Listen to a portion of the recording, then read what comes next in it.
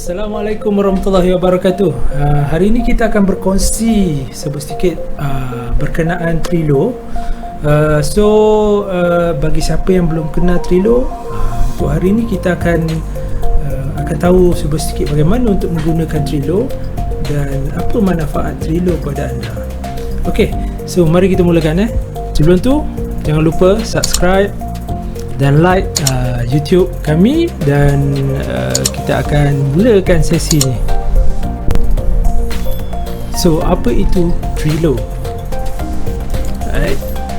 So, sebenarnya Trello ni adalah online apps untuk menguruskan diri. Okay. Trello merupakan satu aplikasi untuk mengurus segala tugasan-tugasan kita secara harian, mingguan atau bulanan, supaya anda tidak perlu mengingat semua perkara yang anda lakukan. Ini kita boleh katakan sebagai second brain untuk diri kita, supaya kita tak payah nak ingat semua benda. Actually, kalau kita nak cuba ingat semua perkara dalam kepala, ia akan membebankan otak kita, dia akan memberikan kita stres dan sebagainya. So, aplikasi Trello ni saya kira sebagai satu aplikasi yang dapat membantu anda mengurus dan mengingat sesuatu tugasan atau sesuatu perkara. Next, dia juga ada satu aplikasi untuk projek, idea dan proses. Kita akan bincang perkara ni lebih lanjut dalam pertemuan kita akan datang. Tapi hari ni kita nak lebih memberi peluang untuk anda semua mengenali dan berjinak-jinak dengan aplikasi Trello. Okay. Secara ayat yang mudahnya, ia adalah seperti pinboard. Okay? Pinboard, anda ada banyak ruang untuk anda pinkan anda punya to-do list, anda punya task, anda punya kerja, apa saja bentuk benda yang kita nak ingat dalam sesuatu masa. Okay, so yes, the one where you pin stuff, that is it. Itulah dia. So kalau anda nak buat suatu kerja tu, mesti anda kena pin benda tu dulu, kan. Dua perkara yang kita kena ingat tentang Trello adalah, satu, Trello ni berbentuk visual. Trello is very visual. You see everything in front of you in column from left to right. Itu adalah basic, daripada kiri ke kanan. Okay. Perkara kedua, ia versatile. Okay. Anda boleh gunakan untuk mengingat shopping list, mengingat anda punya fitness schedule, anda punya jadual, anda punya task untuk kerja ataupun memasak dan sebagainya. So you can use Trello in many ways like. Okay, so itu adalah antara features-features yang fungsi-fungsi yang anda boleh gunakan Trello ni. Anda juga boleh gunanya sebagai personal project, untuk personal diri sendiri ataupun team project. So, berdasarkan information tadi, Trello ni digunakan DIY Kanban punya konsep, which is datang daripada Lean konsep. So, saya tak kasih tu sangat tentang Lean konsep, tapi asasnya dia bermula dengan to do, doing and done. Kemudian dia guna untuk collecting dan organizing ideas. So, kalau anda nak mengumpul maklumat dan organize idea anda pun, anda boleh lakukan. Plus, Trello works with different platform. So, anda boleh access Trello menggunakan web, iPhone, iPad ataupun Android. Even Kindle Fire pun boleh anda gunakan kalau anda ada lah. Untuk pengetahuan, Trello menawarkan 3 pricing plan. Ini bukan iklan, just untuk information anda. And you can start free and upgrade later. So, untuk tutorial kita hari ni ataupun kelas kita hari ni, saya lebih akan tunjukkan anda macam mana untuk gunakan yang free features. Itu pun dah cukup. Alright, let's get started. Okay. Pertama, how to create a Trello account. Okay, macam mana kita nak create Trello account kita sendiri. So, yang pertama, pergi kat Google search, kalau biasa orang Google, kan. So, type trello.com dan enter. So, anda akan dibawa kepada main page, which is you boleh sign up for free. Tekan sign up dan masukkan nama, email dan juga password yang anda ingin gunakan. Okay, Selain daripada tu, anda juga ada option untuk menggunakan Google account. So dengan Google account, anda boleh akses menggunakan Google account hanya dengan login pada Gmail anda. Kemudian bila anda masuk ke dalam Trello.com, dia akan automatically akan menggunakan account Google yang kita sedang aktif. Okay, masukkan semua information dan klik create account. So kemudian anda akan dipersembahkan dengan satu area atau satu kawasan untuk kita melihat semua kita punya, dipanggilkan Trello bot. Trello bot, right. Trello will send you a confirmation email. Click here to go to your inbox. So pastikan anda aktifkan akaun anda menggunakan email yang telah anda masukkan tadi. So pastikan anda activate. Click to open your first email from Trello. Okay, and then verify address, and then sign up akan complete. Okay, right. Let's see the basic of how Trello works. So kita akan tengok basic macam mana Trello berfungsi. Okay, sekarang kita berada di papan Trello. Okay, Trello bot. Okay, kalau anda lihat area ni pada mulanya kosong untuk basic bot. Okay, so yang pertamanya, dalam bot akan ada list, dan setiap list akan ada card. Okay, inside a list there's a card. Okay, Trello can hold many bots. So boleh ada lebih daripada satu bot dengan lebih daripada satu list dan juga lebih daripada satu card. Okay, so bagaimana untuk create Trello bot? Itu soalan yang pertama. How to create a Trello bot? Okay, pertama pergi ke main page Trello, klik pada create now, create new bot. Okay, type the name for this new Trello bot. Dalam contoh ni kita letakkan my workflow. Okay, and then tekan create. Sebaik saja anda tekan create, anda akan dibawa ke Trello bot anda, dan dalam case ni is my workflow. Okay, so cuba klik small white star if you want to start your bot. Okay, cuba klik pada star tu. Okay, and dia akan menjadikan favorite untuk Trello bot tu lah. Okay, alright. So on the right side is your menu for this bot. Okay, akan ada banyak option dekat situ, tapi kita tak akan pergi lagi. Lepas ni kita akan tengok balik lah. For example, you can change the bot color for this bot. Background color pun boleh tukar, gunakan change background. Tekan change background, pilih color yang anda nak.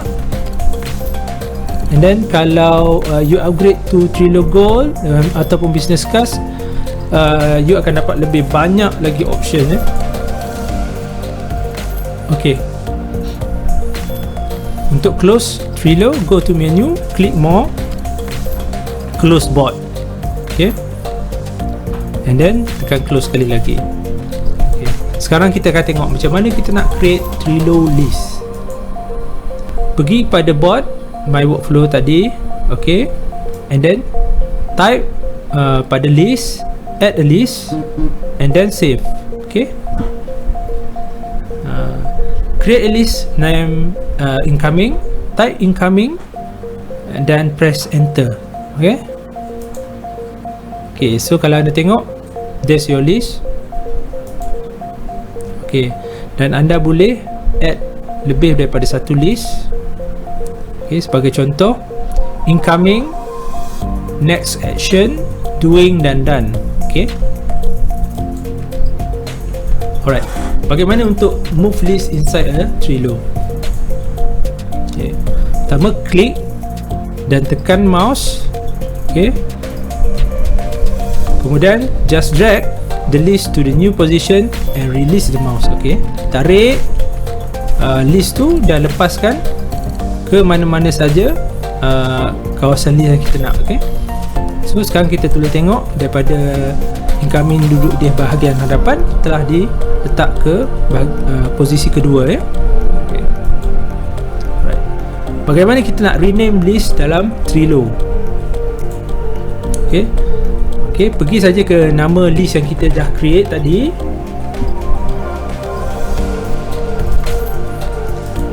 Kemudian tekan dan type nama baru. Itu saja, senang saja.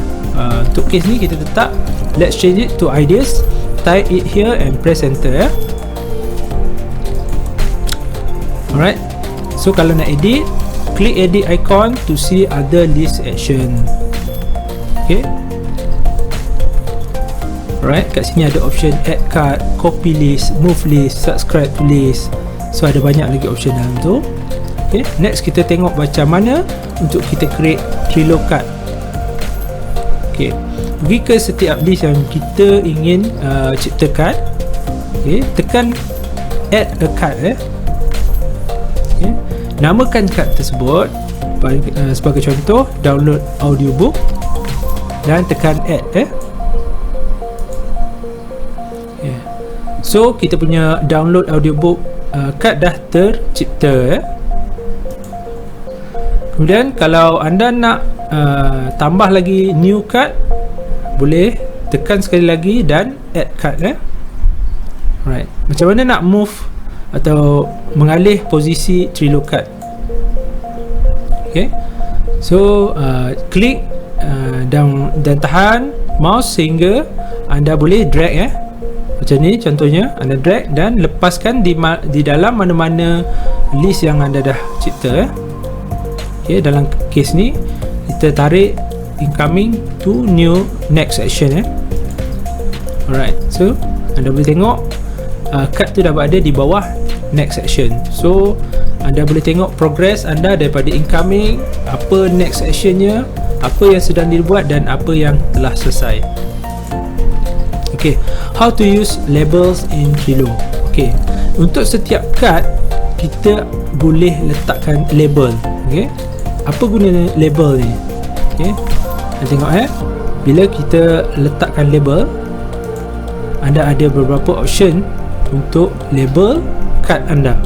Okay, ada hijau, kuning, orange, merah, purple dan biru label are like text you attach to a card to add more context to the card. Okay, sebagai contohnya, klik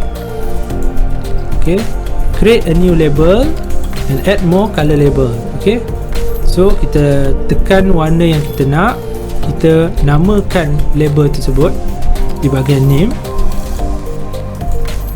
Contohnya next action. Okay, dan save.